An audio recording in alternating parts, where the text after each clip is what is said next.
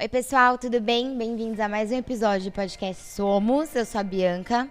Eu sou o Portela. E hoje a gente tá com um convidado muito especial, Hugo. Muito obrigado, Hugo, por ter aceitado participar. Aceito, eu acho. Aceito. Pode ser. Participar do podcast. Se você não conhece o Hugo agora faz parte da IP Alpha. Vou falar o que me passaram de você. Vamos ver se tá certo. Vai ser fake news. Fake news. O Hugo é regente, maestro, trombonista. Ele é regente do nosso coral, que é da IP Alpha. Maestro da Orquestra Sinfônica de São Paulo. Não, aí já é fake news. Tá? Aí, ó, fake news. Rolou alguma coisa trombonista assim. Da Sinfônica Municipal de São Paulo. Ah, você é trombonista. Aí, ó. Pessoal, fake news. Foi o Coca. Sempre o Coca, né? Foi o Coca que passou a informação errada. Maior loroteiro. Foi o Coca que passou a informação errada. Tinha alguma coisa, pelo menos com a Sinfônica Municipal. Trombonista. Mas isso não aí. é maestro, viu, Coca? É trombonista. Mas bem-vindo, Hugo. É um prazer ter você com a gente. E aí, todo convidado que vem aqui, a gente pede pra contar um pouco da história de conversão e tudo mais. Então, eu queria que você... Primeiro que você se apresentasse melhor do que a gente te apresentou. Acho que você se conhece melhor do que a gente conhece. E contar um pouco da sua história de conversão e tudo mais. Você Legal. veio de um berço cristão, não se converteu depois. Conto sim. Obrigado, um prazer estar aqui com vocês. Obrigado pelo convite. Uma alegria poder ter esse tempo para compartilhar um pouco da minha história, do que Deus tem feito também na minha vida e através da minha vida. Meu nome é Hugo Senhuk, como você já me apresentou. O sobrenome eu não falei, você viu que eu falei só só Hugo. Eu ia falar, eu perguntei como que fala seu sobrenome mesmo, aí eu ia falar, falei, vou apresentar o melhor nome mesmo. Normal. E esse Senhuk que vocês tinham me perguntado antes, né, da onde que vem, ele tem descendência ucraniana. Então, a gente tem família, parentes lá na Ucrânia. Meus pais, eles são segunda geração, então eles são filhos de ucranianos, né? E a minha mãe por parte da Polônia, então aquela coisa vinha para o Brasil, fugindo de guerra e tudo mais. Então, a origem do sobrenome é eslava. Eu venho de uma família cristã, então meus pais, eles eram da Assembleia de Deus. Então, a gente sempre teve contato com a música, com a arte na igreja. A igreja sempre foi muito importante, fundamental nessa formação nossa na área de música e de arte. E a Assembleia de Deus tem muito, pelo menos tinha na época, muito um trabalho direcionado para banda, com trompete, trombone, trompa, essas coisas todas, né? Não a banda baixo, guitarra e bateria como a gente conhece hoje, que é a banda mais popular, mas a banda sinfônica, né? Então, meu contato com a música começou logo cedo, a minha história de vida de conversão. Na verdade, eu me converto, eu reconheço Jesus como meu único salvador aos 10 anos de idade. Legal. Que eu lembro que era um encontro que estava tendo na igreja, assim, pra galera dessa idade e tal, e que fizeram um apelo. E que eu pensei comigo assim, não é porque eu sou filho de pastor, porque eu venho de uma você é filho de pastor. Filho de pastor, porque eu sou filho de pastor, de uma família evangélica cristã, de que eu já estou, né, convertido, ou que eu já entendo 100% desse evangelho. Não, eu reconheço que eu sou pecador e que eu preciso da graça, da misericórdia de Cristo Jesus. Então, eu levantei a mão, fui para frente com 10 anos de idade. Legal. Não, eu quero esse Jesus para minha vida. É uma decisão que eu estou tomando, não é uma decisão que os meus pais tomaram por mim, mas que eu escolho andar com Jesus, né? Então, a minha vida tem sempre permeado com o ministério, com essa vontade de glorificar a Deus através dos dons e talentos que Ele dá pra gente, né? Hoje eu sou casado com a Tati, tenho 44 anos, a Tati 45, nós temos 4 filhos, 2 gêmeas, a Beatriz e a Sofia de 22, uma vai casar daqui a pouquinho. Eu não sabia, eu pensei que o Lucas era mais velho. Não, depois veio o Lucas, então tem a Beatriz e a Sofia com 22, que legal. O Lucas com 21, vai fazer 21, e o Davi com 13. Eu tinha certeza que era, tipo, só os dois, assim. Não, aí tem 4. Legal. E o pessoal assusta quando fala, caramba, 4. Porque, na verdade, assim, as gêmeas vieram dose dupla, né? Então, não tava assim. Não tava com medo depois, na segunda gestação, de vir mais uma dupla? Tipo... Quando a Tati falou assim, tô grávida de novo, assim, que era do da Lucas, segunda gestação. Da segunda gestação, eu falei, meu Deus, será que vai vir gêmeos, 3 gêmeos e quadrigêmeos? Não, mas veio só o Lucas, graças a Deus. Mas quando vem gêmeos na primeira, até que é tranquilo, né? Dá pra separar lá e beleza, tenho 2. O ruim é quando a pessoa tem 3 filhos, vou ter um quarto aí. Aí vem 2. Aí vem 3. E o Lucas ficou pertinho, então teve uma época que quando a gente saía com os três bebês, basicamente. O pessoal é trigêmeos? Não é, mas era um trampo, meu. É porque é um pouquinho mais de um ano de diferença, né? Não é muito longe. E a gente, assim, a gente decidiu ter filho cedo, porque a gente não queria ficar muito distante de cabeça, de mentalidade, de geração com os nossos filhos. Não adiantou nada, tá? Porque hoje eles falam assim, isso é coisa do seu tempo, você não conhece as coisas e tal. Então acho que não é muito essa é a diferença que meus pais têm também, tipo, pra mim, né? Eles me tiveram com 20 e pouquinhos, assim, também. Mas tem um problema de geração do mesmo jeito. Como. Eu fico pensando quem tem filho, tipo, bem mais tarde. Aí é mais difícil. Que era o nosso caso, tanto o meu como o da Tati. Os nossos pais eram muito distantes da gente, de cabeça, de geração, de formação. E a gente, não, com os nossos filhos a gente vai estar mais perto, né? Mas não adianta. Eles olham pra você e falam assim, você não sabe de nada. Continua sendo pai, né? Continua sendo pai. É verdade. Você tá velho. Eu falei, aí caramba, 44 anos já sou velho. Mas é um pouco disso, né? E aí eu sou músico, né, trombonista da Orquestra Sinfônica Municipal de São Paulo, há 27 anos já, no Teatro Municipal de São Paulo. E então, assim, a minha vida é música, né? A minha profissão, a minha vida, a minha história é música. Eu sou apaixonado por música e começou tudo na igreja, assim, o pontapé inicial. Então, hoje, eu, além de ser músico da Orquestra Sinfônica Municipal, eu sou professor de música aqui no Mackenzie também. E tô com coro aqui, né? Com o pessoal. Aí a gente tá, 4, 5 meses com coro por aí. Deve ter por aí. Que a gente pegou para fazer Natal e a gente fez agora a Páscoa juntos. Que legal. E como que foi, tipo, a sua relação com a música, assim? Você tem outros músicos na família ou seus pais incentivaram ou foi, tipo, só você, assim?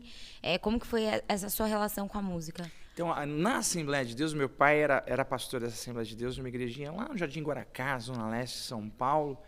Meu pai não sabia nada de música. Eu sou da Zona Leste. Zona Leste, o Jardim Guaracá, ele fica antes da Vila Industrial, antes do Parque Santa Madalena. Gente, não sei onde é. É longe. Eu sou de Itaquera. É bem longe. É longe. Itaquera é o extremo leste de São Paulo. Mas acho que está antes de Itaquera, se não me engano. A gente está antes, estávamos antes de você. Não, eu sou de Itaquera, bem depois ainda. Agora, meu pai, mesmo sem saber nada de música, quando ele assume essa igreja, ele resolveu reativar uma banda que tinha na igreja, que estava parado, os instrumentos tudo pendurados. Falou, vamos reativar esse projeto da banda, e reativou. Eu lembro que tinha o seu Orlando. O seu Orlando, ele pegava toda a criançada que ficava correndo, zanzando pela igreja, ele pegava essa criançada e colocava dentro de uma salinha para dar aula de música, teoria mesmo, bona, Pozzoli, solfejo, era chato. Mas era uma maneira assim, de controlar a criançada, para não ficar solto na igreja, e a gente aprendia um conteúdo novo, né, uma disciplina mental diferente, e depois ele ia colocando na banda. Então, eu com 8 anos já tocava caixa na banda da igreja. Que legal. Achava o máximo. Só que como eu tocava caixa, eu não tinha a leitura melódica, né, de um instrumento, porque caixa é ritmo, né? Aí eu olhava aquelas notinhas pretas dos caras e falava assim, poxa, deve ser muito legal tocar isso aí. Eu comecei a me interessar mais, o seu Orlando começou a incentivar mais, e aí eu fui pro trombone. E eu sou de uma época que as escolas tinham muito fanfarras. Isso acabou nas escolas, né? Até os colégios particulares tinham as fanfarras. Então, tinha as fanfarras nos colégios, que era muito legal, porque eles competiam entre si, tinha premiação e tal. E aí eu consegui me envolver com um colégio. Eu nem era matriculado naquele colégio, que era um colégio chamado Castro Alves, na Vila Industrial. Me envolvi com eles lá. Na banda, aí eu consegui ter acesso a um trombone, aí não parei mais. Mas aí precisava ter fôlego, né, para uma criança tocar. Muito. O instrumento era maior do que eu, né? Quantos anos nessa época? Eu tava com 8 anos tocando caixa, com 10 aninhos eu tava no trombone já. Já tava com trombone. Mas, tipo, o contato com a música foi todo da igreja mesmo? Tipo, seus pais não... Meu pai era sempre muito apaixonado por música, mas não era músico, não tocava nem instrumento e tal. E minha mãe também, a mesma coisa. Meu irmão mais velho, ele era trompetista da banda e tinha muita vontade de se tornar músico profissional. Só que meu pai, assim... É engraçado falar isso, porque meu pai, pastor da Assembleia de Deus, falava assim, isso não dá dinheiro, você vai ser músico, isso não é profissão, vai levar a vida na flauta, né? Onde você vai tocar? Você vai tocar aonde? no baile, onde você vai tocar no bar, né? Onde vocês vão tocar? Não tinha essa cabeça de que é possível um músico se profissionalizar, tocar e ter produções decentes e tal. E meu irmão não conseguiu se profissionalizar como trompetista. E ele se formou na engenharia e tal, mas ele foi um grande incentivador para mim. Não, cara, eu não consegui, mas você vai conseguir, eu vou te levar, você vai se matricular na Escola Municipal de Música de São Paulo, você vai estudar e você vai se tornar um músico profissional. E ele me incentivou muito. Agora imagina, uma criança de 10 anos aprendendo música, não mudou nada de hoje para lá atrás, porque você pega uma criança de 10 anos hoje e coloca ela para estudar um instrumento, com essa competição ainda mais hoje acirrada com videogame, celular, internet e todos os streams que a gente tem, é difícil. E na minha época eu não tinha essa tecnologia toda, mas tinha o jogar bola na rua, soltar pipa, tal. Então assim, ficar sentado para aprender o instrumento era chato. Mas o meu irmão não desistiu, ele insistiu pra caramba e me apaixonei pelo instrumento e não me arrependo. Mas eu sinto, e é uma leitura que a gente vê até vendo aqui as gerações, né, da UPAS, por exemplo. Não tem adolescentes que querem entrar no louvor. Difícil, muitas vezes eles não tocam nenhum instrumento. E apesar de eu não ser tão mais velho, na minha época já tinha, assim, o pessoal da nossa cidade já toca instrumento, sabe tocar um instrumento.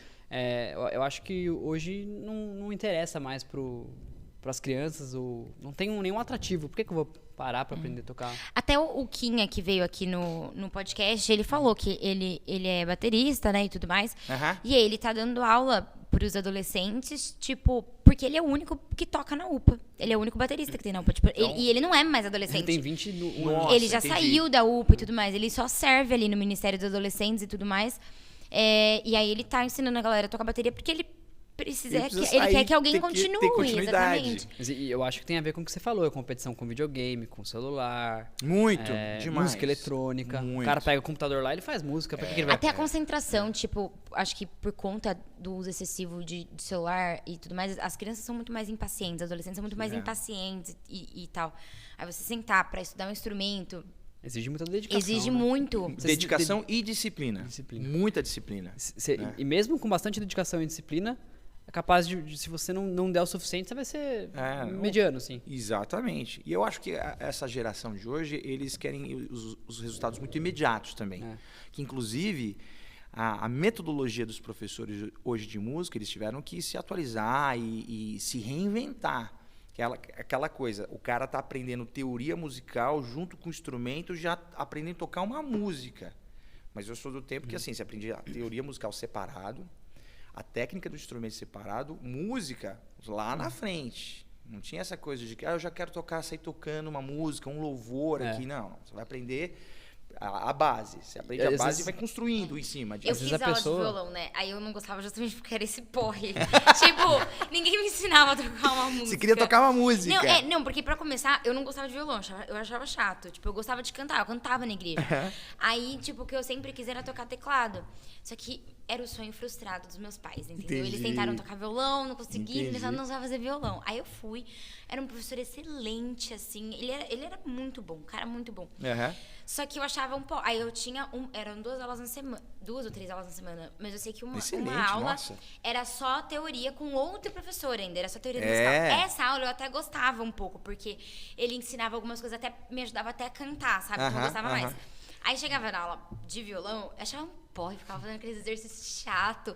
Aí chegava em casa, tinha que treinar. Tipo, gente, meus pais nunca me viram com o violão na mão, porque eu não treinava. Aí a minha aula era, tipo, eu chegava na aula, ele falava pra eu fazer. Aí eu, tipo, não sabia fazer, não conseguia fazer nada. Aí eu falava, mas toca aí um pouco. Aí ele tocava e eu cantava. Essa era a minha aula, eu paguei pra isso. Tá vendo? 1 ano pro cara tocar e eu ficar cantando. Não dava, Deus não me deu. E às vezes a pessoa até aprende a música rápido, né? Pegou o violão, aprende a música, mas não sabe o que tá fazendo também. Não entendo. Mas isso nessa geração que a gente encontra muita gente tocando dessa forma. O que você tá tocando? Não sei. Não sabe nem às vezes o nome do acorde. Você conhece o campo harmônico? O que é campo harmônico, né? Porque se tornou mais superficial. E a gente tem claro que é uma vantagem, a tecnologia bem usada, ela ajuda pra caramba. Hoje, encontrei uma pessoa no mercado, falou, você tá comprando pro almoço de amanhã? Tá, eu vou fazer um carbonara. Mas você sabe fazer carbonara? Não, vou colocar no YouTube, vou aprender a fazer assistindo no YouTube. E é assim com a música. Arriscado, hein? Quero aprender uma música, quero tocar um tema, sei lá, de um filme, um tema de um desenho, ou mesmo uma música pop. Você digita no YouTube, o cara te ensina a tocar. Agora, uma grande diferença é você aprender ali no vídeo e saber o que você está fazendo. Tem gente que aprende a tocar ali, vai na orelhada, não tem É o famoso tocar de ouvido. Tocar de ouvido, mas não sabe o que está fazendo, né? Vai meio que mecânico o negócio, né? E não tem continuidade, o negócio não avança, o cara fica estagnado. É o músico mediano, né? Que não avança. E vai ser assim. Vai ser assim. E isso acaba se tornando um vício, porque é cômodo, é fácil. Sim. Né? O resultado é mais rápido. As pessoas querem resultados mais rápidos hoje. E até quebra um galho, assim, quebra de um repente, galho, toca beleza. no louvor, beleza, mas não... quando você sabe a teoria, eu não entendo muito de teoria, mas quando você sabe a teoria, facilita no resto, né? Com certeza. Você aprender outras músicas, outros instrumentos. Muito, muito. Agora, sim, tem gente que nasceu, assim, pra música, que é extremamente talentosa. A pessoa ela tem talento e vocação. E aí, combinado com a disciplina, com a dedicação, pô, esse cara vai longe. Então, tem gente que nasceu, você até olha para pessoas e fala, cara, você super combina com violoncelo. Nossa, você super combina com violão. Você nasceu para tocar isso. Agora, ao mesmo tempo, tem gente que... Eu sei que tem muito pai que insiste, e eu super apoio isso, acho que é importante, porque a música é uma nova disciplina mental. Sim. E que traz uma série de benefícios para a mente, para o corpo. Um hobby muito saudável. Né? Muito. Pô, você pega Einstein, ele quando estava estressado, ele pegava o violino dele para tocar. Pô, então a gente tem vários exemplos aí de pessoas importantes, relevantes no cenário do mundo, que tem a música como um hobby, porque é um regulador também emocional, a música, né? Sim. Então, eu acho saudável insistir, mas dentro de uma medida, assim, porque eu conheci também muita gente que falava assim, eu fiz 6 anos de piano, 8 anos de piano, poxa, que legal, toca aqui pra mim. Não, tem o trauma. Por quê? Porque eu fiz porque meu pai e minha mãe mandou. Mas, ao mesmo tempo, com certeza... Fiz um ano só, meus pais não seguraram por muito, não. Aí, ó. Foi só um Mas tem os ano. benefícios, uma série de benefícios, cara. Sim. Mas vou te falar, quando eu dou aula de música, todo começo de ano, eu já até tive que mudar o meu jeito de abordar as primeiras aulas, eu tenho que falar dos benefícios que a música traz para a pessoa. Porque a primeira coisa que os alunos falam assim, por que eu tenho que aprender música?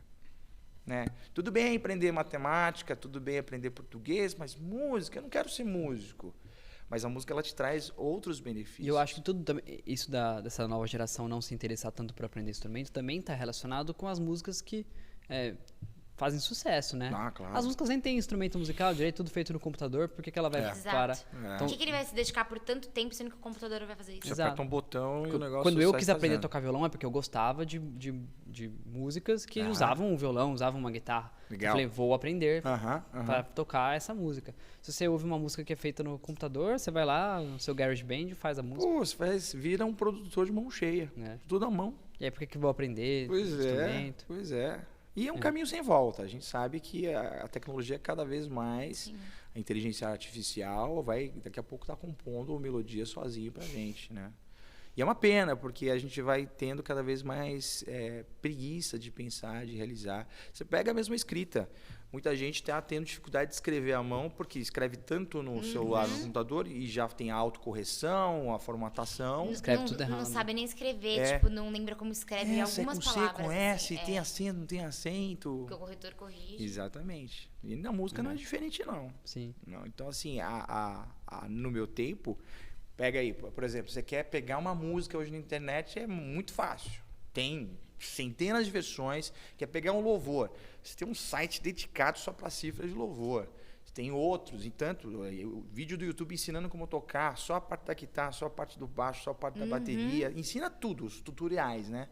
Agora, no meu tempo, eu queria uma gravação daquela peça que eu vou tocar na orquestra. Você tinha que caçar alguém que tinha uma fita cassete, que era cópia da cópia da cópia da cópia, cheio de chiado, para você conseguir ter uma referência. Parte. Nossa, era xerox da xerox da xerox. Tudo de ouvido.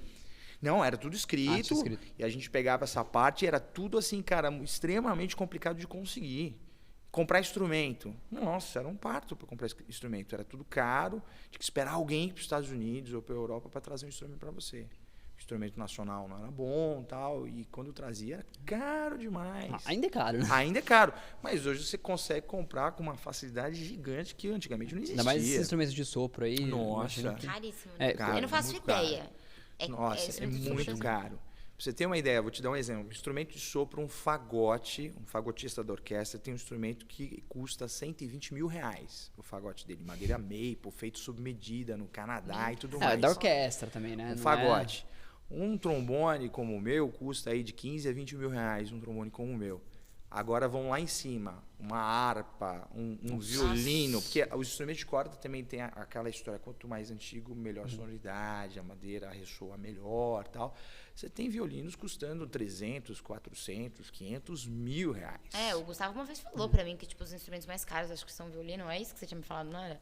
E eu fiquei, tipo, horrorizada quando ele me falou. Não, super caro. Ideia. E mesmo os violinos mais baratos são caros ainda, né? São caros. Violinos bons, né? Mas não é diferente, por exemplo, bateria. Vai comprar uma bateria boa, uma bateria excelente. Você não vai pagar menos que 40 mil reais. Uma bateria boa, completa, assim. Aquela que você fala, cara, só falta tocar sozinha, né?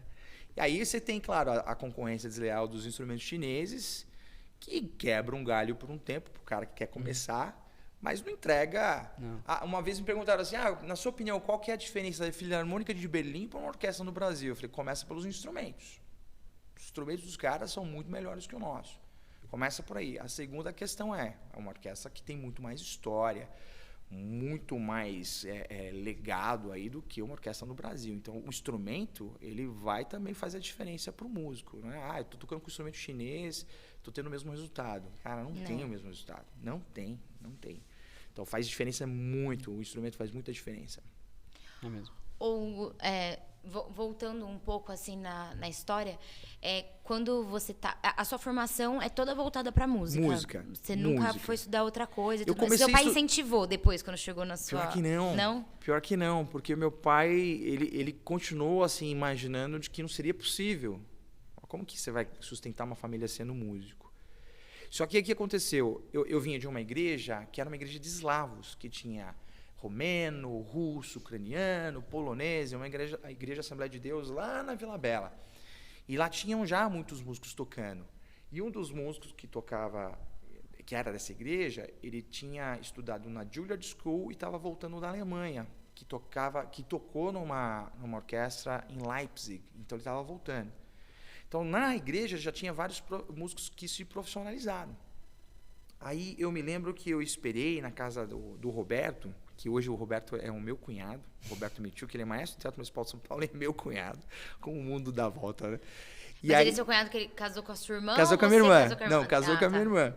E aí ele chegou da Alemanha no dia seguinte e eu enchi ele de pergunta. Como que faz para se tornar um músico profissional? Como que dá para ganhar dinheiro fazendo isso? E ele foi me explicando, você tem que fazer isso, tem que fazer isso. São etapas. Então, você tem que fazer parte de um festival de música. Na época, o Festival de Campos do Jordão era sempre muito bem falado, super recomendado. Continue estudando na Escola Municipal de Música, tenha disciplina, estude de 5 a 8 horas por dia. O descanso é tão importante quanto o tocar. Foi me dando várias dicas. Vai para uma orquestra jovem, uma orquestra pequena, que aí foi quando eu entrei na Orquestra Jovem do Estado de São Paulo. Eu tinha 14 anos, e aí eu fui trilhando esse caminho. E aí eu vi que já na Orquestra Jovem, eu tenho uma bolsa, que eu ganhava já uma graninha. Eu falei assim, é possível. Né? E se eles já são profissionais e estão conseguindo viver, é possível. Sim. Então, meu pai, na verdade, não acreditava que isso poderia ser possível, mas se tornou possível. Eu entrei na orquestra do Teatro Municipal de São Paulo, eu tinha 17 para 18 anos. Que eu entrei, na verdade, assim, quando eu fui fazer a prova no Teatro Municipal de São Paulo, o meu professor falou assim, faz a prova para o maestro te conhecer. Era o maestro Isaac Karabchevsky. Faz a prova porque ele sempre tem ópera no Teatro Municipal. Eles vivem contratando músicos para fazer as bandas do subpalco, que são as bandas internas. E paga bem, vai ser uma grana legal para os seus estudos, para você comprar metro, para você comprar as coisas para o seu instrumento e tal. Eu falei, vou fazer. E ele me preparou para essa prova. Eu fiz a prova no Teatro Municipal com 17 para 18 anos 2 vezes. A primeira vez eu não passei, o maestro saiu, assim, todo classudo. Isaac Karabchevsky falou assim, muito bem, senhores, mas hoje ninguém passou. Mas eu saí assim, dever cumprido. Estudei, fiz a minha parte e tal. Mas fiquei ao mesmo tempo com a pulga atrás da orelha. O que faltou, né? Será que eu poderia ter dado mais, estudado mais? E continuei estudando pra caramba, não imaginando que ia abrir de novo a prova. E abriu a prova de novo. Quando abriu a prova de novo, me inscrevi e fiz a prova. Terminou a prova, o maestro fala de novo. Muito bem, garoto, muito bem, senhores, tal. Ninguém foi aprovado. Passado, acho que um dia, eu recebo uma ligação do Teatro Municipal, falando que o maestro tinha gostado de mim e que eu tinha empatado na pontuação com um outro trombonista. Só que o outro trombonista já estava na casa dos 40 anos e eu estava com 17. 18. Aí ele falou assim, poxa, será que com 17 esse cara, quando chegar aos 40, não vai estar tocando mais, ou vai estar mais evoluído? Vou dar uma chance para ele. Então eles me ofereceram um contrato de 3 meses, um contrato probatório, para me testar na orquestra, para ver se eu ia me adaptar, se eu ia conseguir entregar. E tô lá há 27 anos. Olha só. Passei do probatório, fui contratado e fiquei. E como que é o dia a dia, assim, de... A gente ensaia todo dia. A gente ensaia no Teatro Municipal de São Paulo. A gente ensaia das 4 às 10 da noite. Todos os dias. Com exceção, claro, sábado e domingo. Mas que de sábado e domingo a gente tem a entrega de concerto, que são as temporadas de concertos sinfônicos, balé ou Mas não é todo final de semana também, né? Não é todo final de semana, não. Porque, por exemplo, pegar uma temporada de ópera, então você tem todo o preparo, né, dessa produção, que envolve muita gente, envolve gente demais. E aí você tem os ensaios isolados só do coro, ensaio só isolado, né, de cena, ensaio às vezes tem balé e o ensaio da orquestra e tal. E aí a gente vai caminhando nessa dinâmica, sábado e domingo não acontecem esses ensaios, mas pode acontecer. E aí depois junta tudo que a gente chama de ensaio italiana, que junta todo mundo e vai montando esse quebra-cabeça. Cada um traz a sua peça, a gente encaixa essas peças e aí vai para que a gente chama, né, a temporada de ópera. E aí são 6, 10, 12 apresentações da mesma ópera, né? Caracas, das 4 às 10 eu ainda tô nesse horário. Não, agora imagina se ficar das 4 às 10 tocando a mesma peça, a mesma obra. Porque o que o maestro lhe busca? Porque os músicos são profissionais. Você chega lá, 3, 4, pá, todo mundo tá tocando. Toca assim, você fala, uau! E tem que tirar em casa também. Então, porque a gente chega preparado. O músico profissional, ele chega já com a música na ponta dos dedos. Então, o que o maestro faz? Ele começa a colocar a identidade dele, né? Claro que toda parte, a grade do maestro tem as dinâmicas, forte piano, crescendo, diminuindo, ralentando, tem tudo isso lá para ele. Mas tem muito da pessoalidade do maestro, que às vezes ele quer mais rápido, mais lento, um pouco mais piano, valorizar mais a voz, mais o solista. Então, esse trabalho da busca pela excelência.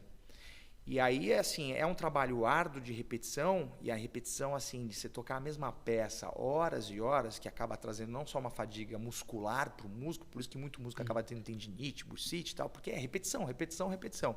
Mas em busca da excelência para chegar no dia do concerto, não ter nenhum erro. Então, a busca fica quase automático, né? Fica automático. E aí você fica um negócio orgânico, assim, sabe? Às vezes fica tão orgânico que se não tivesse um maestro, não faria muita diferença, porque a gente já absorveu tudo natural, no ensaio. Já virou natural. Mas ele está ali, é importante, né? E vocês viajam também para tocar? Do Teatro Municipal de São Paulo não viaja. O máximo que a gente viajou foi para dentro de São Paulo mesmo, para Santos e Campos do Jordão, para o Festival de Campos do Jordão. Por quê? Muitos anos atrás, a Orquestra do Teatro Municipal de São Paulo, eu não estava na orquestra ainda, ela foi tocar numa inauguração de um teatro em Americana. E esse palco do Teatro de Americana caiu na hora da execução do hino nacional brasileiro com orquestra e com coro. Mentira. Sério. E, inclusive, virou até trechinho. Lembra daquela série Faces da Morte? Tinha uns filmes horrorosos antigos chamados Faces da Morte. E era tudo picotezinho, assim, de coisa bizarra. E colocaram um picotezinho da orquestra, assim. A orquestra começou a tocar o hino nacional brasileiro com coro.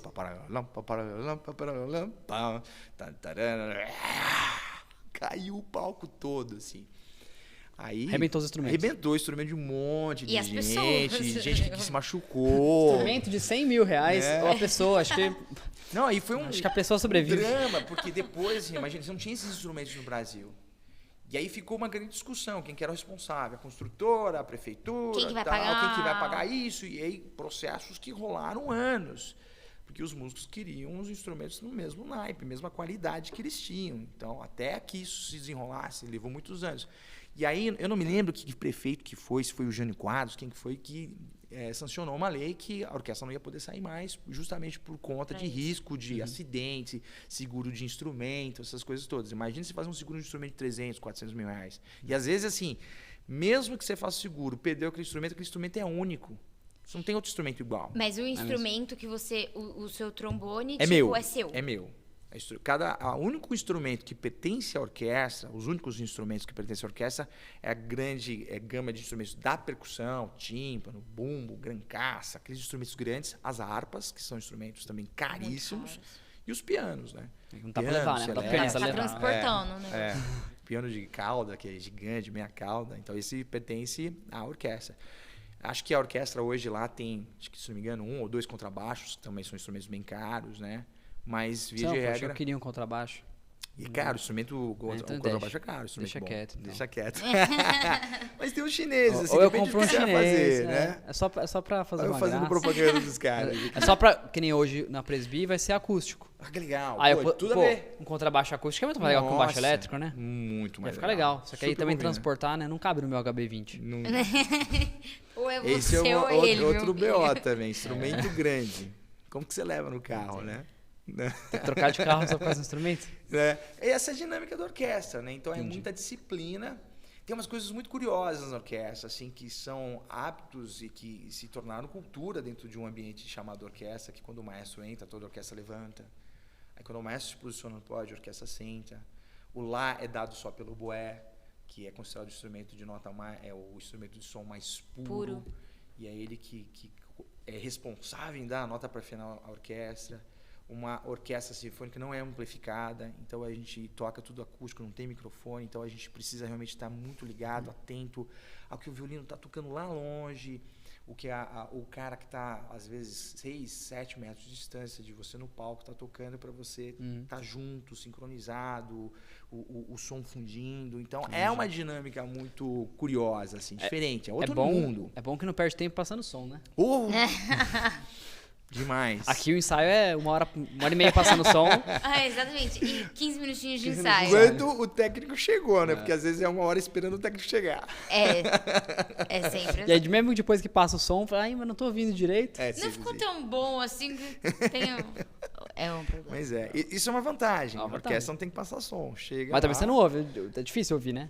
Não. Os outros. Você ouve seu instrumento, mas ouvir os outros Escuta. Até porque é uma disciplina que você acaba desenvolvendo. Treina também, bastante. Né? Mas o teatro também tem uma acústica boa e você consegue se ouvir. Vocês ensaiam lá dentro? No palco do Teatro Municipal. No palco. A gente tem um outro espaço que a gente chama de cúpula, que fica no 5º andar do teatro, e a gente sai lá também. Já a acústica não é boa, é ruim de se ouvir. Então, a gente sempre tem ensaiado mais no palco do teatro mesmo. Que é maravilhoso. Fazer parte do Teatro Municipal de São Paulo, naquela casa centenária, é um privilégio. Eu agradeço a Deus toda vez que eu entro naquele prédio, olho assim. Imagina, eu estou há 27 anos lá e tem cantos que eu ainda não conheço no teatro. Porque cada cantinho tem uma história. Se olha, né, assim, uma ilustração, uma obra de arte do teatro, uma pintura, que tem muita coisa feita à mão, assim, é algo encantador. Você fica admirado. Sim. Cara, como os caras levantaram isso há 100 anos atrás? É incrível. Como que foi possível? É incrível. Né? Que já era uma sede dos fazendeiros da época, dos donos dos cafezais, que queriam ter no Brasil, que se tinha na Europa. Então, os caras queriam ter ópera no Brasil. Então, se construiu uma casa de ópera a nível de Europa. Hoje, o Teatro Municipal de São Paulo é uma das principais casas de ópera da América Latina. Ele tem uma significância enorme, assim. Ele é uma casa muito importante. Né, de São Paulo, com certeza a mais importante. Depois do Teatro Municipal, você tem o Teatro São Pedro, que é menos da metade de ocupação e tamanho do Teatro Municipal. A Sala São Paulo, que é excelente, mas não é uma casa de ópera. A Sala São Paulo é uma sala de concerto, então ela não tem o fosso para orquestra. Então, por isso que uma das casas mais importantes de ópera é do Teatro Municipal de São Paulo. Que legal. Vocês conhecem o Teatro Municipal? Eu conheço. Legal, né? Inclusive... Não conhece? Não. Vale a pena. Eu fui recentemente assim, né? Antes da pandemia, assim, um pouco antes. Que legal. Mas você foi pra assistir? Eu fui pra assistir, eu ganhei do trabalho. O que você assistiu? No sorteio. Cara, era uma orquestra de tipo uma ONG, assim, e eles treinavam uma comunidade carente e tal. Tá. O projeto do Bacarelli? Isso. Legal, eles fazem um projeto super bacana com o pessoal. Foi esse que eu vi. Ali da... eu esqueci o nome ali, agora me fugiu o nome. Mas o projeto do Bacarelli é super legal. Foi lindo, assim, é bem legal. Nossa, que bacana. E tem as visitas guiadas no Teatro Municipal, que são gratuitas. Você pode se inscrever, acho que é pelo site, e visitar o Teatro Municipal. Eles contam as histórias, é bem bacana, é legal. E quantos músicos fazem parte? Você sabe quantos são? Hoje nós estamos em 94, mas a orquestra está com vagas abertas ainda. A gente tem cadeiras que não foram preenchidas, né? Mas já chegamos a 120 e poucos músicos na orquestra. Como você perde sua cadeira? Pode perder de... É uma pergunta importante. Não, é verdade. Você tá lá há 27 anos, eu quero saber como que sai. Você só sai quando desiste? Não, você pode sair por desistir, aparecer uma oportunidade melhor, né? Ele tá rachando o bico da minha pergunta. Pode ser saído? É uma pergunta muito justa. Pode ser mandado embora. Eu vi muitos colegas sendo mandados embora. Porque assim... É porque é um trabalho, né? É um trabalho e é de alta performance. O que significa isso? O músico, quando ele para de ter aquela alta performance, ele pode ser descartado. Infelizmente, é uma realidade triste. No balé da cidade de São Paulo, por exemplo, como é? Bailarino. Nossa, me engasguei. Ele tem uma vida curta. É muito curta. É que nem o atleta, né? Tipo, se curta. aposenta muito cedo. Porque o corpo não aguenta. O corpo não aguenta, eu acho que o pé detona pra caramba. E músico também. Você já viu um cara com 70 anos, 75 anos em alta performance? Não tem. Então, assim, o cara pode ser demitido porque não está entregando, não está conseguindo tocar mais. Ou pode ser demitido também por um comportamento inadequado e tal. Ele pode ser demitido, desligado do quadro dessa forma. Mas também eu já vi muitos casos de... Isso acontece muito nos violinos. Os violinos, eles são mais rotativos. O cara cansou de São Paulo. São Paulo tem uma vida maluca, ele cansou de São Paulo, ele quer uma orquestra menor, do interior. Viver outro ritmo. Eu acho que também a questão do violino talvez seja um instrumento um pouquinho mais comum. Talvez tenham mais, tem mais vaga. Né? Você tem mais vaga, porque você pega assim, você tem 24, 30 vagas de violino numa orquestra. Quantas vagas você tem de trombone? 5. Quantas vagas de tuba você tem? 1. Vaga de tímpano? 2. Então, mais vaga para violino, né? E muitos violinistas também que acabam indo para fora estudar, vão para Israel, vão para Alemanha. Os caras se mandam para se aprimorar. E volta e consegue emprego de novo. Olha um violinista lá. O Gustavo fez... A gente tá apontando pro Gustavo, pra vocês não estão vendo. Ele fez violino um tempo. Que legal! Mas desde que eu conheço ele, eu nunca nem vi tocar. Ele mostrou o violino dele uma vez só. Tá aposentado, largado lá, abandonado. Nunca nem vi. Já enganchando no próximo assunto, como que é ser cristão na orquestra e no Teatro de São Paulo? Por quê, né? Porque a gente vê na história da música clássica que grandes compositores têm essa origem cristã.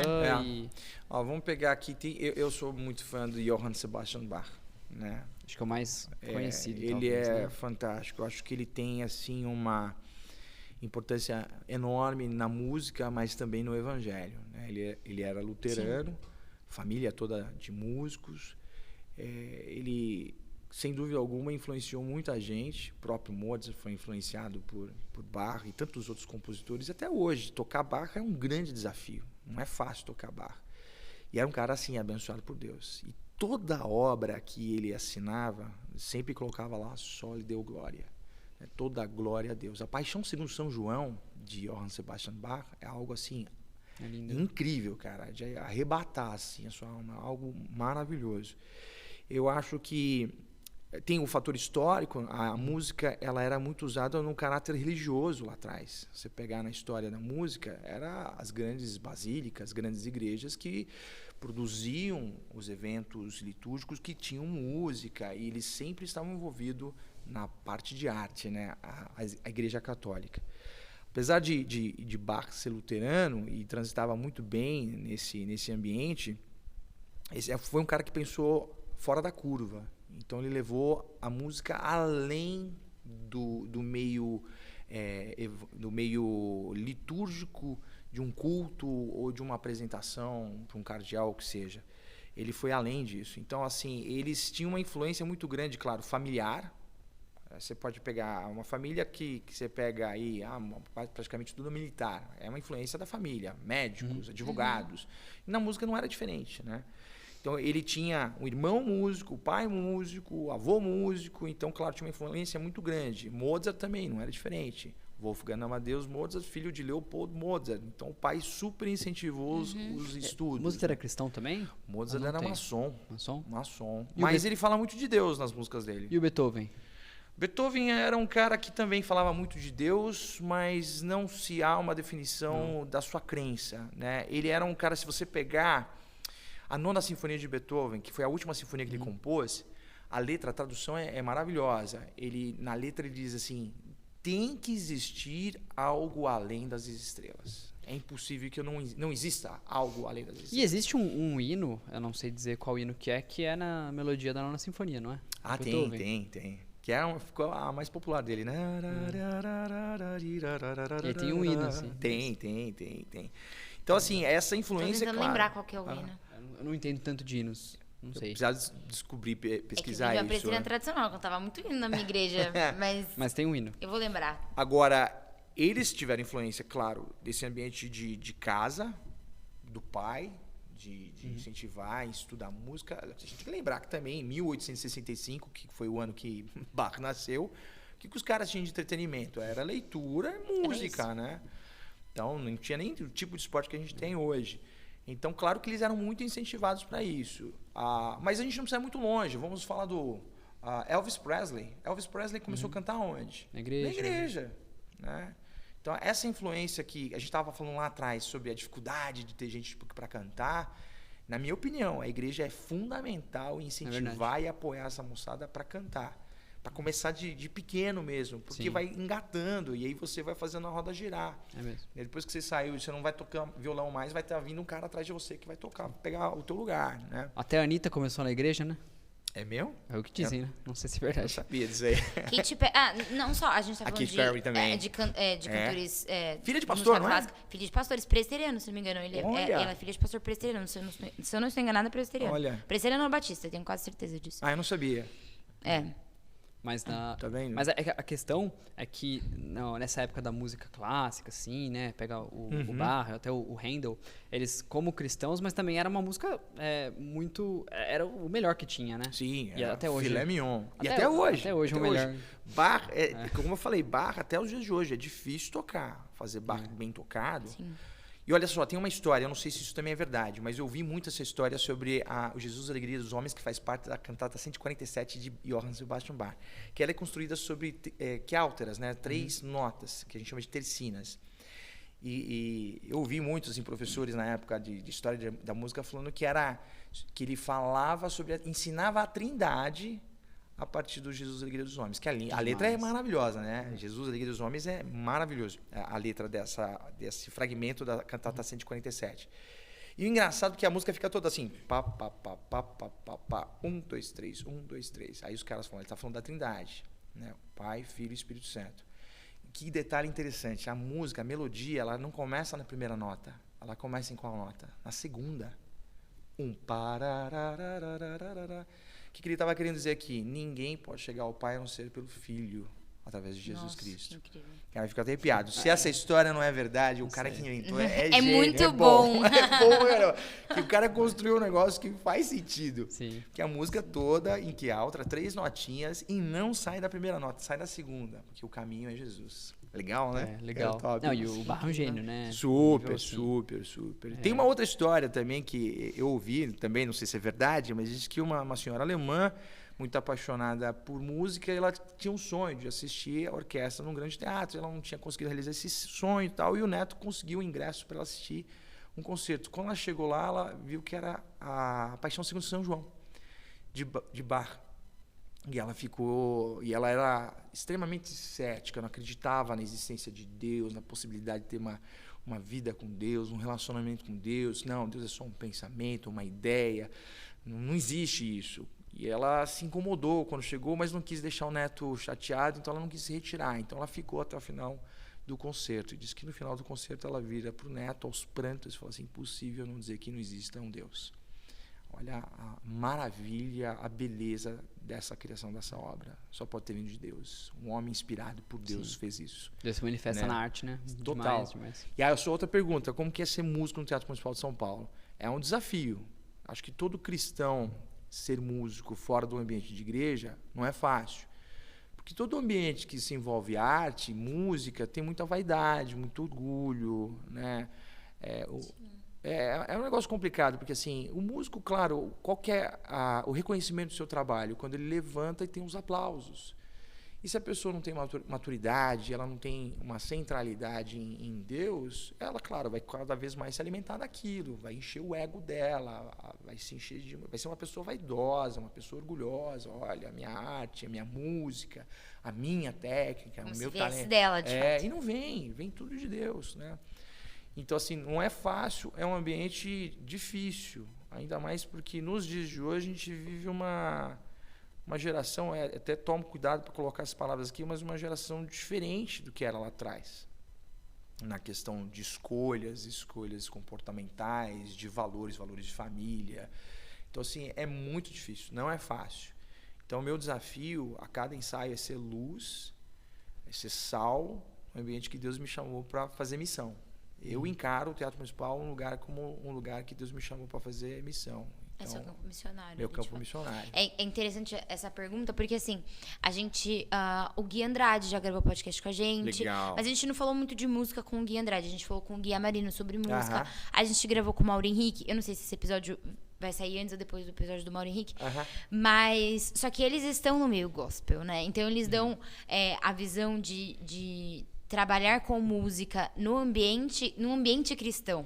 Então, é legal ter a sua visão de alguém que não está em um ambiente cristão e trabalha com música, assim. É interessante ouvir isso. O que eu acho que o mais complicado é essa questão da vaidade, do orgulho, às vezes essa questão, a bebida em excesso e alguns uso de drogas, isso não secular. Mesmo na música erudita? Na música erudita é mais tranquilo, mais velado, né? Mas tem. Mas não é tão escancarado, não, acho que é isso que você falou. Não é tão escancarado. E agora uma coisa boa, são pessoas extremamente comprometidas. Isso me chama muito a atenção. Tem que ser disciplinado. São muito disciplinados, são muito dedicados, eles são é muito de entrega, então assim, tem que estar lá na hora, eles chegam... assim, fazendo um paralelo com a música, porque eu já transitei, trabalhei muito também na música gospel. A gente tem muita coisa assim, é para Jesus, olha, eu orei aqui, entreguei para Jesus, vamos fazer aqui, depois eu te pago, tal. Mas é reino, será que você não pode doar o seu cachê e tal? Já no secular, não tem essa. Você combinou, por exemplo, 7 horas você está lá. Combinou o horário de começar, o horário de terminar, está combinado. Combinou que vai pagar? Paga. Né? E infelizmente a gente vem acompanhando e vê algumas situações que não são bons testemunhos, né? No sentido de honrar horário, a entrega, né? O resultado de combinei com você, o combinado está combinado, entendeu? Então no secular isso funciona muito bem, é redondinho, é uma máquina. Você combinou 6 horas da manhã lá em Itaquera, o cara vai estar lá 6 horas da manhã em Itaquera. Como ele faz para chegar lá é um problema dele, mas ele chega. E aí, assim, chega e entrega aquilo que combinou com você. Terminou de tocar, ele vai esperar para receber o cachê, você vai pagar o cachê, beleza, vai para casa. É um tapa na cara para os cristãos.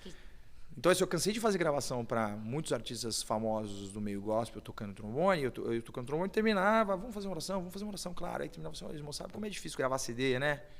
É tudo reino, ministério, será que vocês não podem doar a parte de vocês? Só que na ligação anterior era assim, cara, tem 2 faixas para você gravar aqui, você pode vir? A quanto que você está pagando a faixa? Eu estou pagando R$200 a faixa sem dobra. Tá bom, vou. Combinado.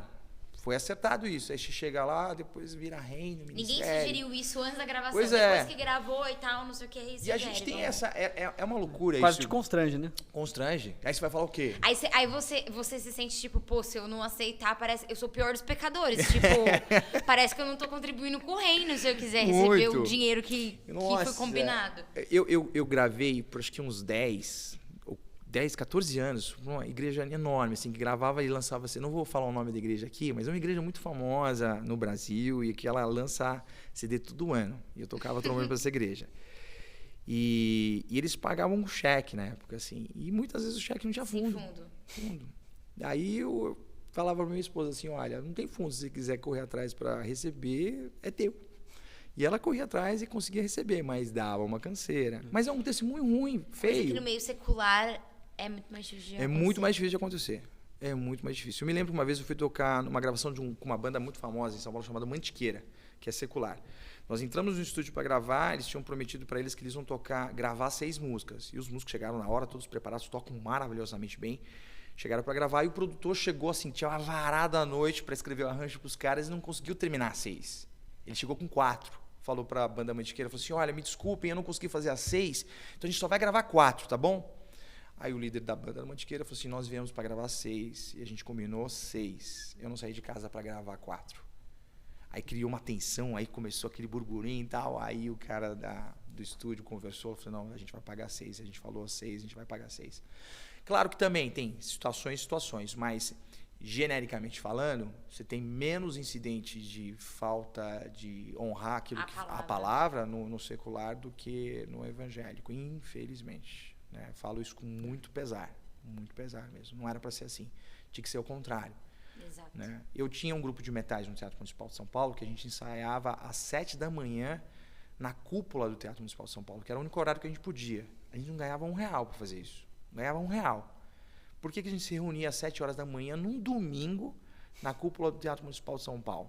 Porque a gente queria tocar aquele repertório, a gente queria conhecer aquelas obras, a gente queria estar junto para ter cada vez mais sinergia, que é o que a gente chama de música de câmera, para a gente tocar melhor, para a gente ter mais ainda repertório no nosso currículo. Eu já toquei isso aqui com essa obra e tal, e era puro prazer, tocar para conhecer, para ter o prazer de estar junto.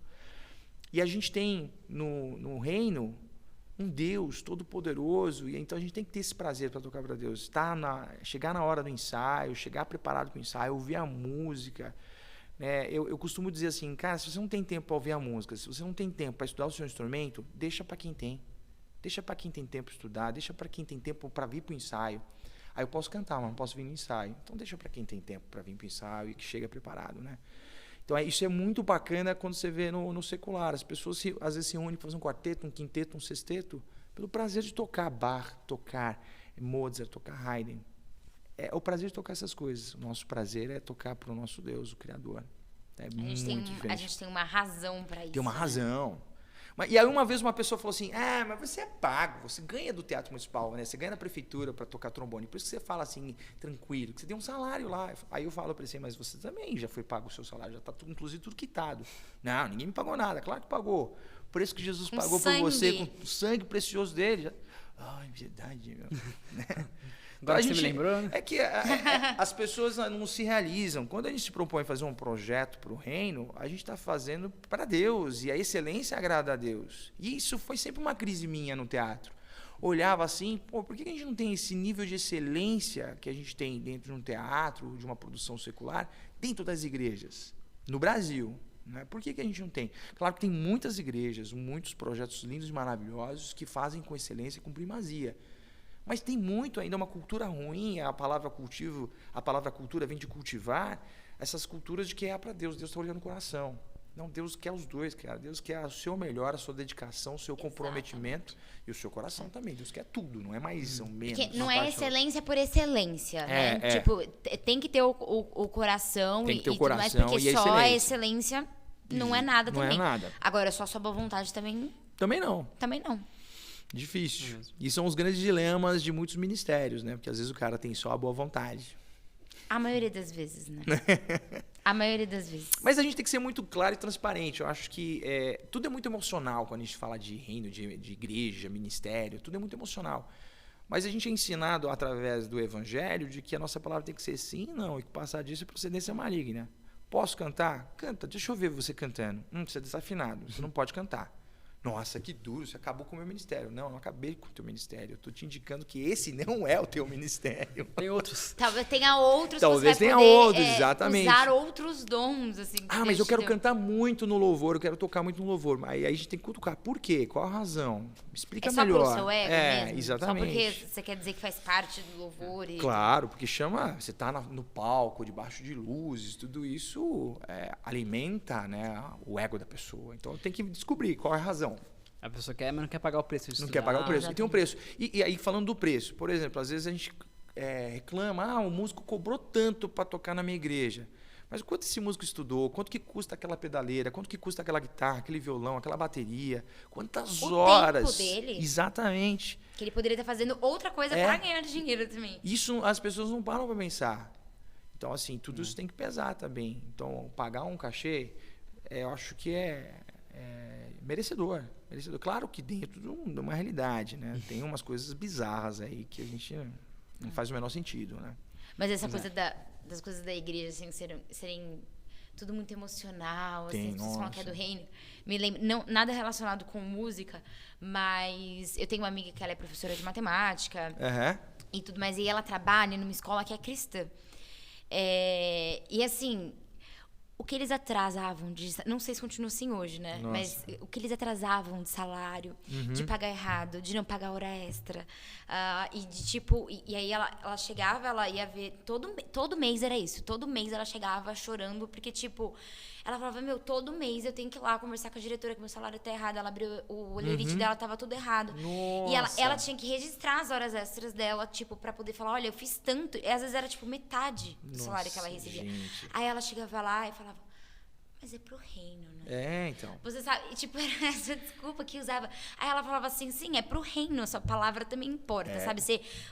Quando eu entrei aqui, o meu salário era pra ser tanto, e a sua palavra? E o reino não entra, né, na hora de cumprir a sua palavra, né? Isso, infelizmente, é uma prática que a gente vê, que acontece, mas que envergonha a gente, porque não é isso que Jesus nos ensinou, né? Exatamente. Se a gente ama Jesus, a gente tem que viver debaixo dessa verdade que é o Evangelho. É a palavra sim, não, ser verdadeiro, autêntico, genuíno, íntegro, né? A gente tem que ser íntegro, sem mancha. E é difícil. No mundo que a gente vive nos dias de hoje, que não é diferente lá de trás também, mas as devidas proporções, a gente precisa honrar a nossa palavra, é importante. Então, quando uma pessoa se compromete a tocar num teatro municipal, ele está ciente que ele vai ser cobrado. E é natural, assim, o maestro dificilmente vai falar assim para você, poxa, você tocou super bem, que maravilhoso, que lindo. Não, era o que você tinha que fazer mesmo. É sua obrigação. Agora espera errar uma nota. Já aconteceu comigo de errar uma nota, assim, de entrar um tempo antes, sozinho. E o maestro ficar me fritando o concerto inteiro. Tipo assim, o que é? Você vai pegar na saída? Só foi uma nota só, de um dos concertos. E todos os outros que eu acertei, né? Mas a gente é treinado também a ter esse tipo de construção emocional de que não é pessoal. É para a questão da música ali. Ele está me chamando a atenção para eu não cometer o mesmo erro de novo, né? Mas quando você faz isso na igreja, o que acontece? Aí vira, às vezes, até conversa no gabinete de pastor, né? Exato, vai pro conselho isso daí. Nossa, o fulano falou pra mim que eu tô desafinado, ou o fulano falou que eu não estudei, o fulano não deixou eu cantar porque eu não vim no ensaio. Aí vira uma discussão, assim, porque é muito emocional. Mas se a gente, da mesma forma que a gente, na nossa profissão, a gente se dedica e honra a nossa palavra, entrega, por que na igreja tem que ser diferente? Tem que ser igual ou melhor, digo até melhor. Porque que no meu ambiente de trabalho eu aceito receber. Porque no ambiente de trabalho você não fica recebendo elogio do seu chefe o tempo inteiro. Não. Você só recebe esporro a maioria das vezes, sabe? É tipo, lá tudo bem. Agora, na igreja você se compromete a fazer tal coisa e alguém só te cobra, sabe? É óbvio que tudo vai do jeito que a pessoa fala. Também a gente tem que tomar cuidado com as pessoas, claro. Mas enfim, você leva qualquer cobrançazinha. Você já se sente super ofendido e tudo mais. No seu trabalho você só leva esporro. Mas dentro da igreja, se a pessoa te cobrou uma coisinha de uma coisa que você deu a sua palavra, que você faria... já fala, não brinco mais, não quero mais, eu não venho mais. Acabou. Você me machucou, vou ficar em casa. Vou trocar de igreja. Vou trocar de igreja. Trocar de igreja. Mas a pessoa troca de igreja, o problema tá nela, não tá na igreja. Ela vai levar o problema com ela. E fazer tudo com excelência também é uma forma de glorificar Deus. Sem dúvida. E para fazer com excelência, ensaia em casa, a sua família deve amar. Isso é um drama, né? É difícil, não é fácil, ainda mais porque toca um instrumento super barulhento, trombone, né? Claro que tem as surdinas, que é um equipamento que você acopla a sua campana, pra abafar. Ela abafa, tal, mas não é a mesma coisa, então você sente mais resistência na hora de soprar, tal. Então, a minha dinâmica, assim, eu faço o máximo possível para não atrapalhar minha família e nem os vizinhos, né? Então, assim, se eu posso chegar, por exemplo, uma hora mais cedo na orquestra e fazer toda a minha rotina de aquecimento lá, eu prefiro fazer lá. do que fazer em casa. Porque senão, assim... Eu lembro quando eu estudava trombone em casa, minha mãe abria a porta e falava, para, pelo amor de Deus, não aguento mais. Porque agora você toca bem. No começo... No começo, imagina um trombone lá, aquela coisa horrorosa. Que nem violino, né? Uma vez eu li numa pesquisa dizendo que quais eram os barulhos mais irritantes, né, do mundo. Um é o arranhar as unhas na lousa, no quadro negro, e um era um aluno de violino. Imagina. Aquela coisa horrorosa. A minha irmã tava aprendendo a tocar ukulele um tempo atrás. Eu queria matar ela. Eu vi aquele ukulele, eu tinha vontade de tacar na parede. O ukulele é de boa, é um instrumento baixinho, imagina um trombone. Exato. Se você queria quebrar um ukulele, imagina um trombone. Sai fora. E, Hugo, você acha que a arte, ela tem relação com a nossa fé? Você acha que uma coisa contribui para outra? Eu tenho certeza absoluta. A Bíblia fala muito, a manifestação artística na Bíblia. Bom, primeiro vamos começar com o próprio Deus, que é o artista amor, né? Pensar que nós somos imagem e semelhança de Deus e Ele nos deu, por a gente tem no DNA o que Deus é capaz de fazer, que é a criação. A gente tem a capacidade de criar. O ser humano tem essa capacidade de criar, de interpretar, de ler, de criar uma poesia, uma melodia. Isso é maravilhoso. E você pega no Antigo Testamento, a Bíblia fala muito, e a música ela é muito presente, mais presente a música no Antigo Testamento do que no Novo Testamento, né? Você não tem as histórias no Novo Testamento sobre música que você tem. Como, por exemplo, Josué 5, as muralhas de Jericó, que caíram ao som de trombetas, a tropa marchando com os tambores, isso é super legal.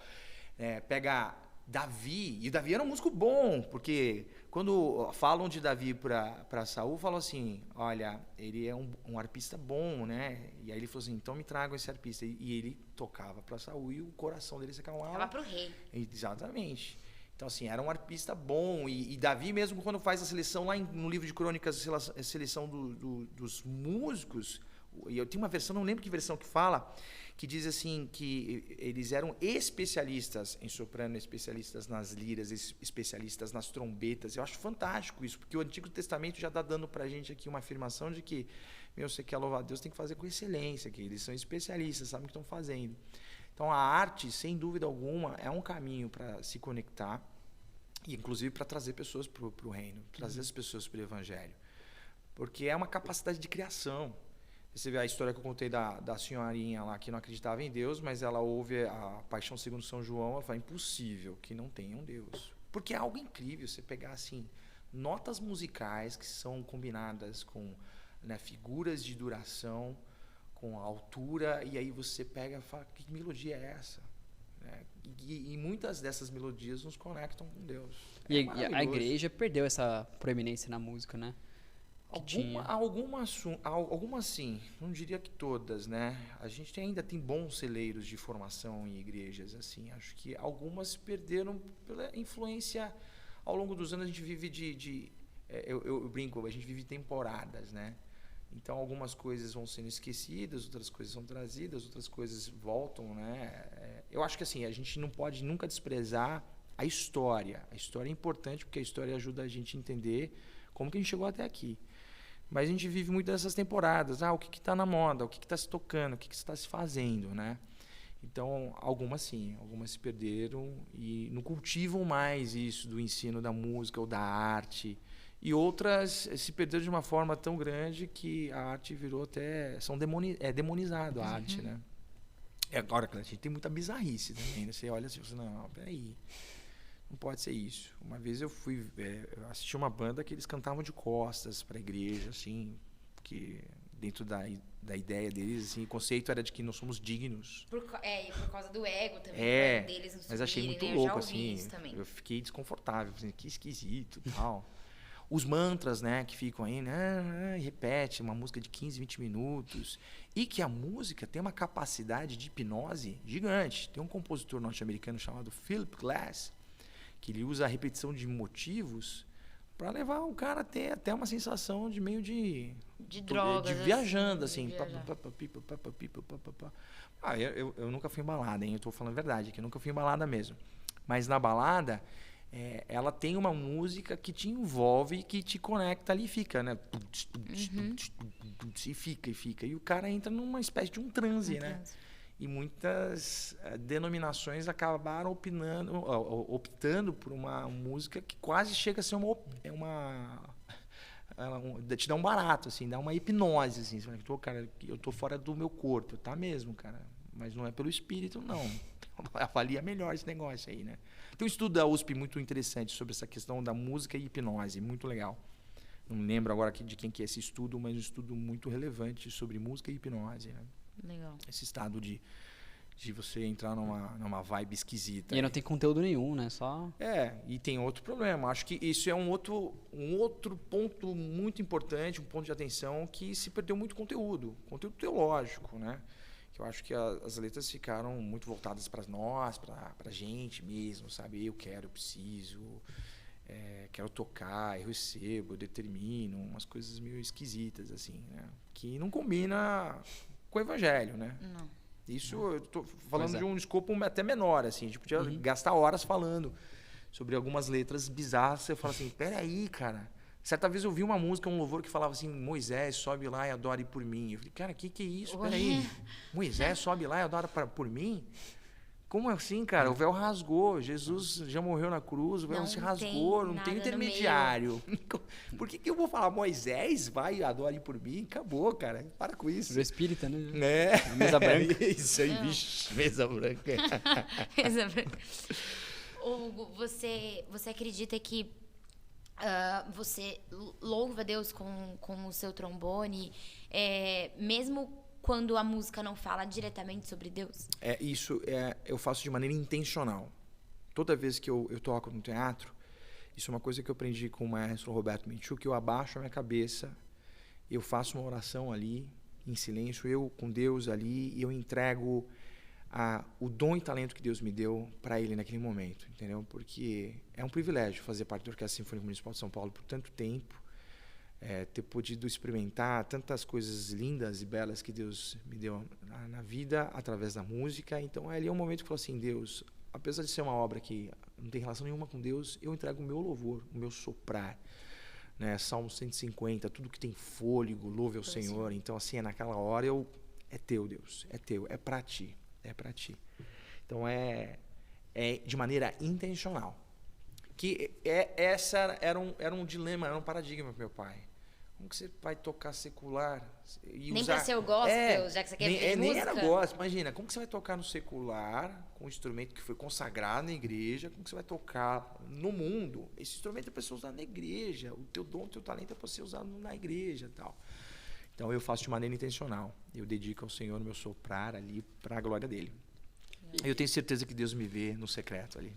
E no seu tempo livre, assim, no carro, você ouve música erudita? Não ouço nada. Não ouve nada? Nada. Silêncio. Cansar, né? Não, cansa, o ouvido cansa. Eu entro no carro, não escuto nada. Nada, silêncio.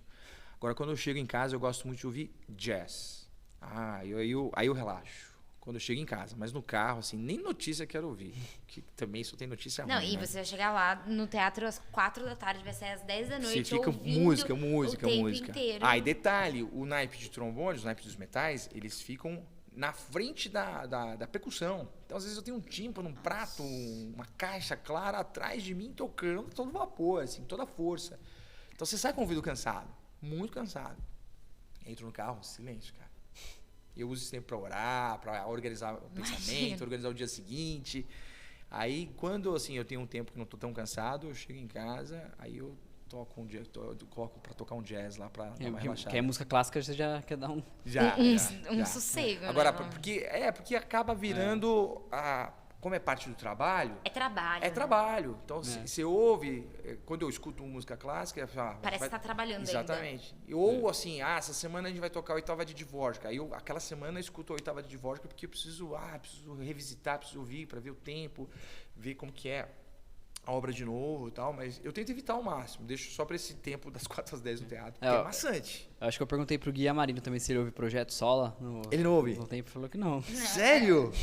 Uau, imagina. Caramba. Cansa. Deve cansar. Cansa. Igual você pega, assim, professor professor de profissão, assim, dá aula vem pra igreja. Pô, que legal ser professor, vem ajudar no Ministério Infantil. Eu falo, pelo amor de Deus. Pelo amor de Deus, não. Sábado e domingo eu não quero fazer nada relacionado a crianças. Me coloca na recepção, me coloca em qualquer outra área, né? Às vezes tem isso também, né? Muito doido. Exatamente. A gente falou um pouco da música, assim, você comentou, Portes, de ser um meio evangelístico e tudo mais. E agora relacionando um pouco ao coral, assim, né? Que agora você é regente do coral da EP Alpha. Você regeu outros corais? Sim, nossa, desde pequeno, assim. Ah, é? Com que legal. 14 anos eu já estava regendo um coral de jovens, já. Porque eu ia falar, você acha que o coral, ele tem esse potencial também de chamar a atenção, assim? Tem. Muito, muito. Eu acho assim, o coral, ele tem uma vantagem. Diferente de uma banda, por exemplo. Uma banda, você tem que ter toda uma estrutura. Além dos instrumentos, você tem que ter uma estrutura de som para você sair com ele e tocar, por exemplo, dentro de um condomínio. Nós tivemos, ano passado, uma experiência muito bacana dentro de um condomínio aqui em Alphaville. Convidaram o coro para cantar nessas ocasiões de Natal, sempre acontece, né? A gente vai receber o Papai Noel aqui no nosso condomínio, será que o coro não pode vir? Eu falei, pô, legal, vou receber o Papai Noel, top, vamos lá. Mas eu conversando com o Sérgio, ele falou assim, pô, a gente sempre fez isso, mas é um movimento evangelístico. É um momento que a gente consegue entrar num condomínio, mostrar Jesus, falar do amor de Jesus. O pastor Idério faz um devocional, fala com maestria e o coro canta. E aí a música atrai e aí você tem ali a palavra que aponta. Chama atenção. Né? Chama atenção. Eu sempre falei isso também, que eu acho que o coral, ele chama a atenção. Chama atenção. Porque eu entrei no coral da minha antiga igreja nova, assim, eu entrei com 11 anos e fiquei lá até os 18, assim. Que legal. E a gente cantava na igreja, mas a gente cantava muito fora também. A gente cantava... Porque o metrô, por exemplo, tem aquele programa de fim de ano, se não me engano, que alguns corais, você inscreve o seu coral e se apresenta nas estações. A gente cantou, eu acho que uns 2, 3 anos, assim, na estação. E a experiência era incrível. É muito legal. Incrível. Porque a estação de metrô é um lugar onde as pessoas passam muito rápido. Nossa. É um fluxo muito grande de pessoas e as pessoas só passam por ali, Verdade. assim. E aí era impressionante, que a hora que a gente tava cantando, às vezes você via uma pessoa correndo assim e a pessoa parava. Ela olhava pra trás e parava ali um tempo e ficava lá. Então, aí, às vezes a pessoa... Aí, no final, as pessoas iam perguntar de que igreja vocês são? Vocês são de alguma igreja? Então, tipo, eu acho que chama muita atenção mesmo das pessoas, né? E as pessoas se identificam mais, porque, assim, é diferente de você olhar para um cara tocando uma tuba, tocando um contrabaixo, fala assim, nossa, esse instrumento é difícil, hein? Deve ser caro esse instrumento. Quando o cara olha e tá vendo um coro, fala assim, eu canto também, eu me identifico, porque a voz é um instrumento mais palpável, mais próximo da pessoa. E o coro vai além da música também, é relacional demais.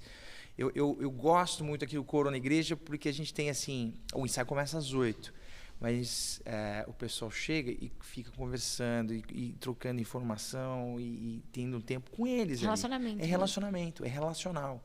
E eu deixo, quando dá umas 8h20, eu falo, já deu, pessoal, vamos pro ensaio, vamos levantar isso aqui, ali e tal. Mas é muito relacional. Eu acho que é quase um pequeno grupo, mas um pequeno grupo musical, assim, né? Eu falo isso porque eu mesma não tinha muita noção, assim, do poder de um coral, sabe? Como Deus pode usar um coral. Porque a gente cantava em metrô e tudo mais, e a gente cantou muito em hospital. Em vários hospitais. Que é mais prático entrar no hospital com coro do que com uma banda. Muito, porque são só as vozes e tudo mais, era muito tranquilo. E eu nunca... A gente sempre cantava em hospital e a gente sempre... As pessoas choravam muito, vinham abraçar a gente, pessoas muito carentes e tudo mais. E eu não tinha noção daquilo. Até que um dia eu tava do outro lado. Uau. Eu tava com uma amiga no hospital e tudo mais. Nos últimos dias, assim, ela faleceu e tal. E aí a gente tava no hospital com ela e aí entrou... Eu até me arrepio, assim, de lembrar. E aí eu comecei a ouvir um coral de longe. Nossa. Aí eu comecei a chorar porque ela também cantava no coral. Caramba! E aí a gente começou a chorar, assim. Eu falei, cara... Era isso que a gente trazia pras pessoas. Tipo, era esse conforto, Vocês assim, sabe? A gente essa experiência. sentiu, tipo, o cuidado de Deus, assim, sabe? Eu falei, putz, que incrível é poder fazer parte disso. Tipo, é estar cantando e saber que, através das nossas vozes, tipo, Deus tá usando a gente pra abraçar pessoas que estão numa situação dessa, assim, sabe? É incrível. É incrível. É incrível. Eu não sei se vocês tiveram a experiência de cantar dentro de UTI, que às vezes é até difícil de você conseguir autorização para cantar na UTI. Às vezes eles deixam assim, grupos menores e passando rapidinho. Às vezes assim. é uma música só, normalmente é uma música só. É impressionante. Você vê a batida... esqueci como que é o nome exato daquilo lá, mas a batida cardíaca muda, né? Do monitor cardíaco. O monitor cardíaco muda, cara. Muda. Caramba. Você fala assim, cara, como que isso é possível? É absurdo. É absurdo. É uma experiência... E os próprios médicos falam depois, putz, às vezes a gente vê, falou, nossa, tal paciente estava muito agitado e tudo mais, vocês passaram por aqui, ele tá calmo. Tá calmo. É impressionante. Então o couro, ele tem esse poder, né, de trazer as pessoas e as pessoas se identificarem e de abençoar a vida das pessoas através da voz, do canto. Assim, é lindo, é lindo. Muito legal. Mas tá sendo uma experiência muito bacana, tenho sido muito acolhido pelo pessoal, pelo Sérgio, pastor Idé.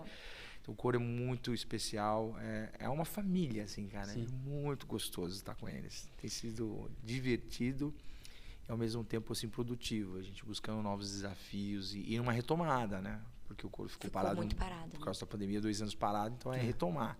Mas é como andar de bicicleta. A gente tá ainda caindo, ralando o joelho, arrancando a tampa do dedão, mas vamos que vamos. A gente vai levantar, vai decolar. Já estamos decolando já. Aí daqui a pouco com uma velocidade de cruzeiro, né? Voo de cruzeiro. Hugo, pra gente terminar, só uma curiosidade minha mesmo. O Lucas, seu filho do meio, ele é artista também. Ele é artista. Você incentivou ele nesse meio ou foi só um... O Lucas tem autismo, vocês sabiam? O Lucas é autista, né? E ele, assim, ele avançou muito. O Lucas, assim, cara, é um milagre de Deus. O Lucas e o Davi também tem, tá? Só que o Davi a gente descobriu mais cedo, então a gente entrou com as terapias já mais prematuras, assim, então fez toda a diferença. Às vezes os pais ficam muito na negação. Não, vai mudar, daqui a pouco melhora, daqui a pouco fala, daqui a pouco anda e tal. Então a gente preferiu errar pelo excesso do que a falta dele, né? Então, assim, o Davi a gente começou a terapia muito cedo.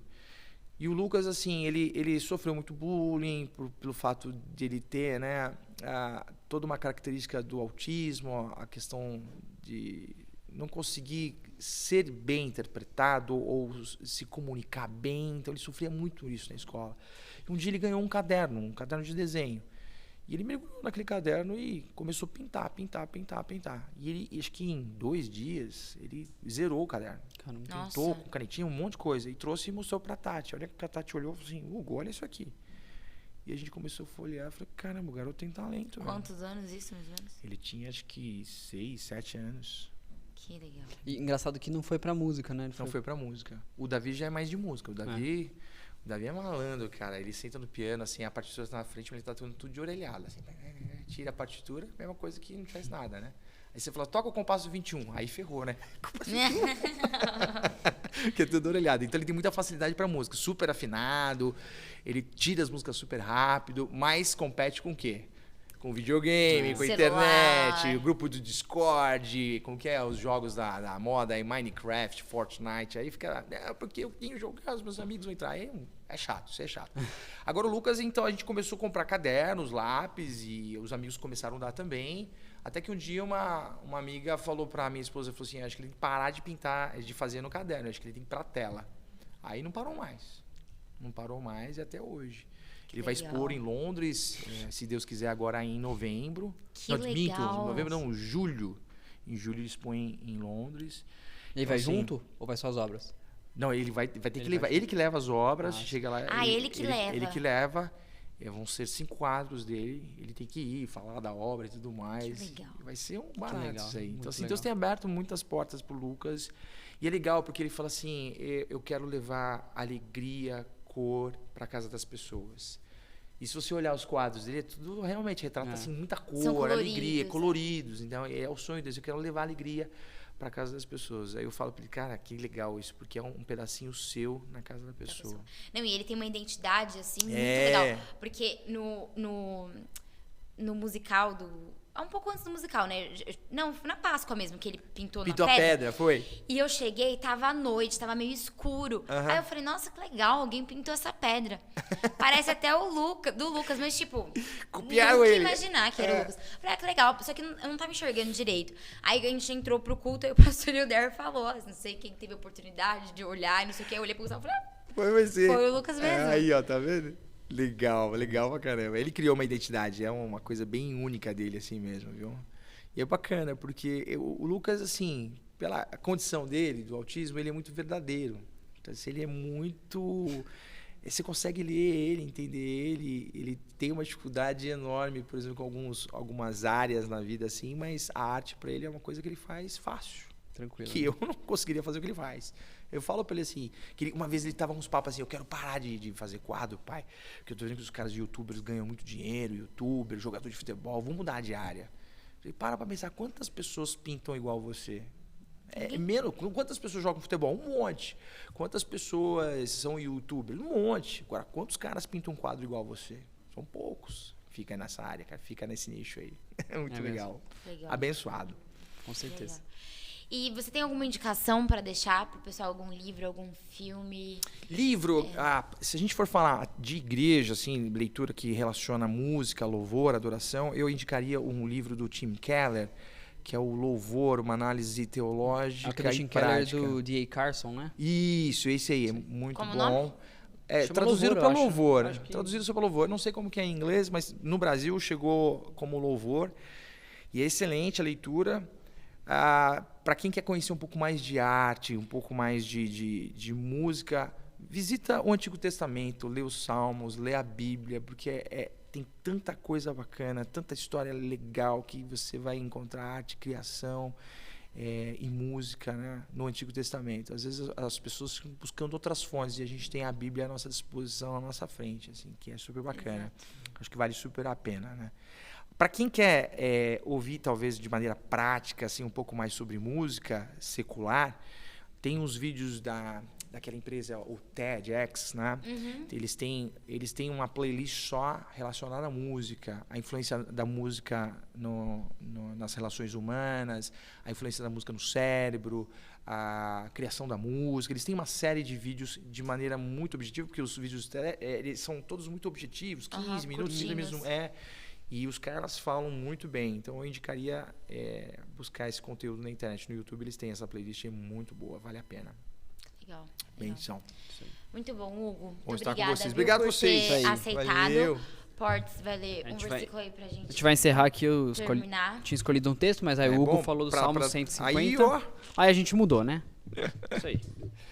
Salmo 150. Aleluia, louvai a Deus no seu santuário, louvai-o no firmamento, obra do seu poder. Louvai-o pelos seus poderosos feitos, louvai-o consoante a sua muita grandeza. Louvai-o ao som da trombeta, louvai-o com saltério e com harpa, louvai-o com adufes e danças, louvai-o com instrumentos de cordas e com flautas, louvai-o com símbolos sonoros, louvai-o com símbolos retumbantes.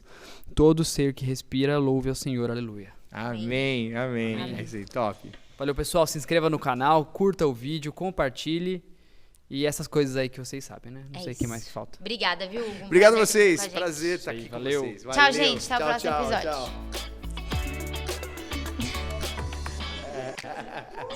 Tchau.